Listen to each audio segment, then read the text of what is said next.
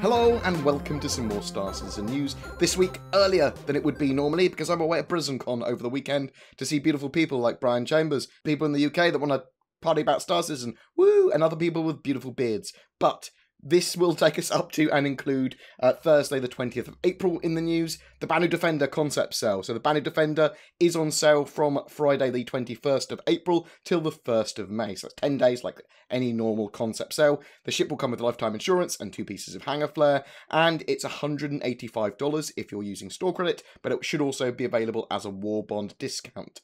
The Banu Merchantman is also on sale at that time for $300. I suspect there might be packages with them both in. The Defender is a 1 to 2 seater fighter with big shields and long, high damage weapons. It's geared towards escorting as a role, and it has low HP for its hull, but obviously the high-powered shields, and can be flown perfectly with 1 or 2 pilots, it seems. The Banu basically have a caste system, as we found out a little bit more about the Banu in the ATV, and they focus very much on your job. So if you're a soldier, that's kind of all you do. If you're a merchant, that's all you do, you merch. And the race is loosely based on the Persian Empire. I will get a full ship buyer's guide up for the Defender and a in-depth look at the Banu race too. I'll probably get that up on Monday or Tuesday or something next week. Loanerships have been updated, so loaners allow players with ships that are yet to be flight ready to have a ship that is usable in-game, but they're not intended to necessarily be the closest match in all circumstances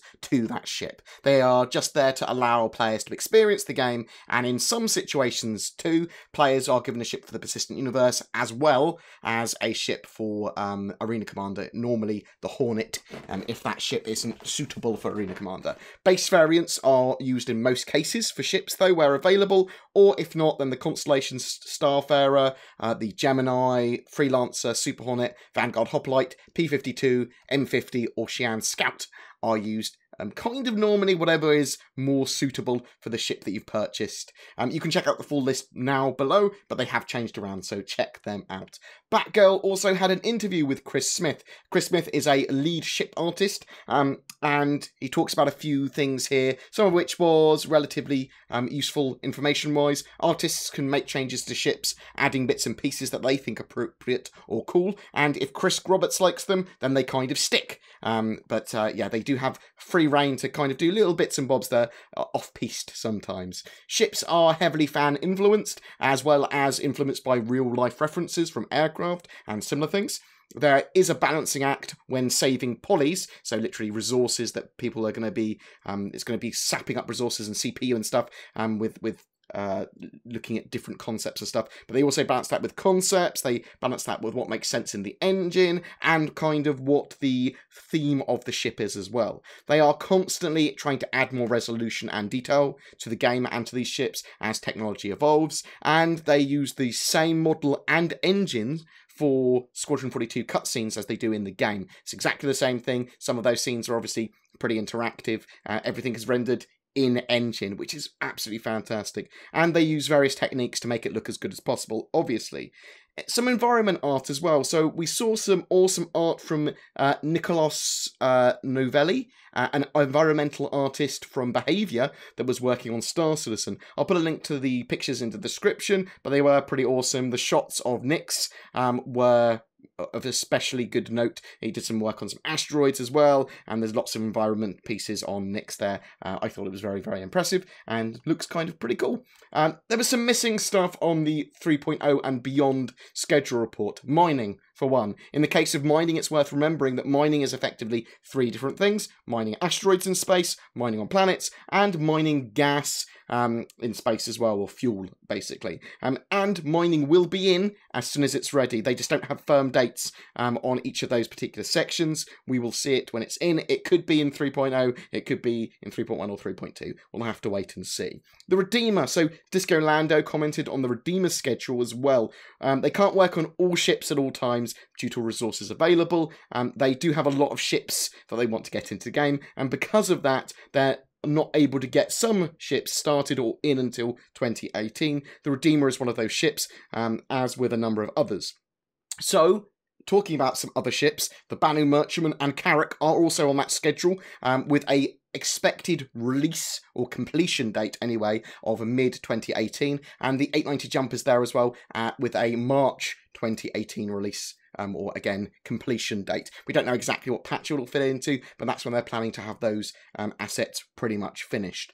Other ships like the Reclaimer, Hurricane, Misc Freelancer, and Mustang Rework were not specifically listed in 3.0 or 3.2 or 3.1, and they could all make it into patches during 2017. So we might see all those ships in there this year.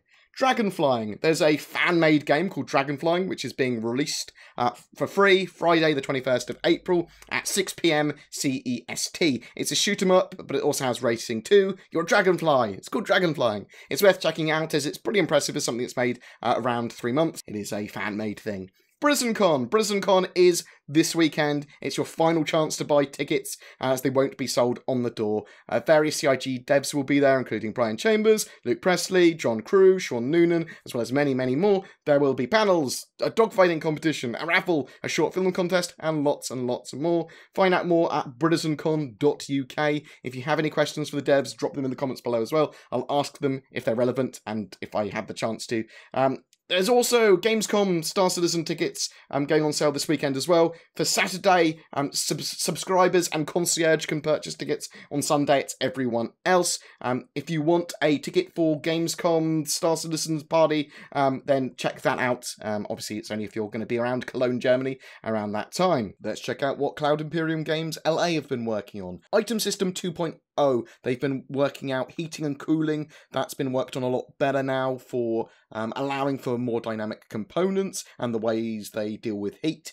This is going to move on to much more complex interactions too, with heat signatures, pipes, power, and component communication. All parts of Item System 2.0. All of these components are going to be communicating with each other, doing loads of different things, allowing us to have huge optimization and quite a lot of gameplay. They continue to work on and improve the shopping experience. It's now more responsive as well. They further improved light groups with the ability to rotate and change directions.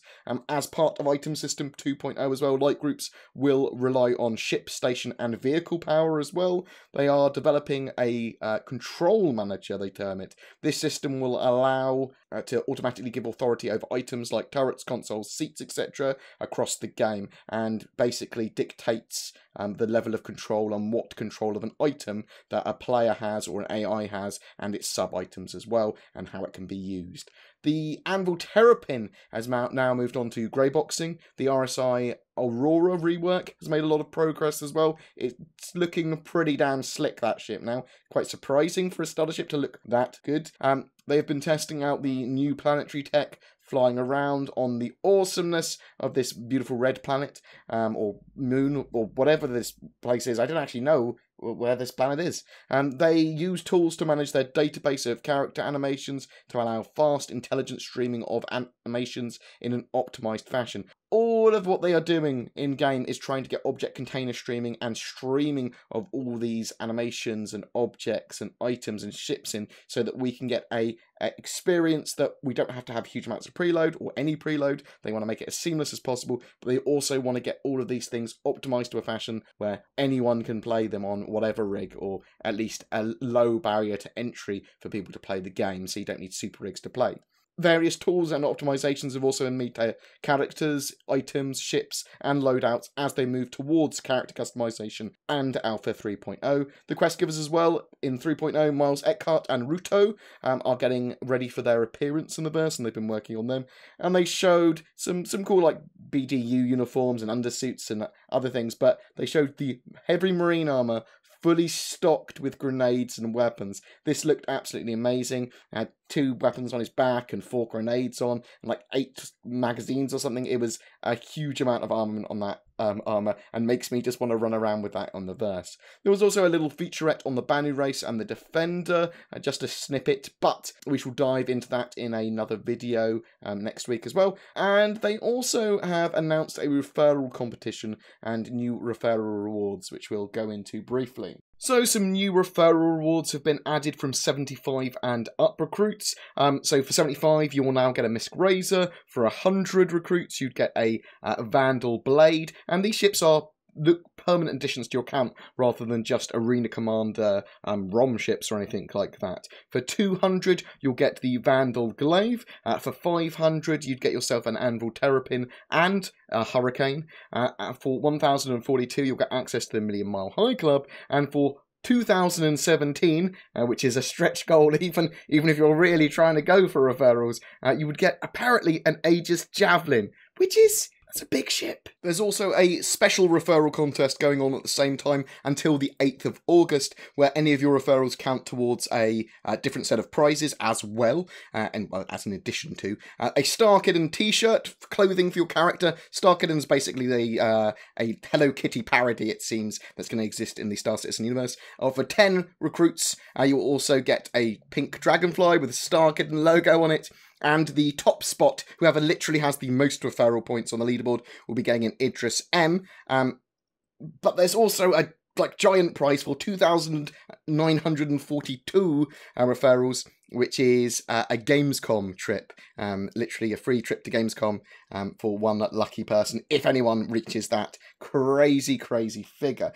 You do have to go on to robertspaceindustries.com referral-contest and kind of accept the contest to be part of that as well. I'll put the link in the description so people can get involved if they wish. And that's it for this week's slightly earlier news. I will get a ship buyer's guide done up for the Banu Defender once I'm back, as well as a video looking more closely at the Banu race. Being a subscriber on my channel and commenting on any of my Star Citizen videos in a given month gives you a chance to win a ship. For April, that is a Drake Buccaneer. So tell me, what are your thoughts on 3.0? What ships or mechanics are you waiting on or excited about? A massive thank you to my Patreons who go the extra mile to support my channel, enabling me to do more content, to go to things like BritizenCon and Foundry 42 Studios and the like. Links in the description if you are interested in helping more, such as one of those jolly fellows.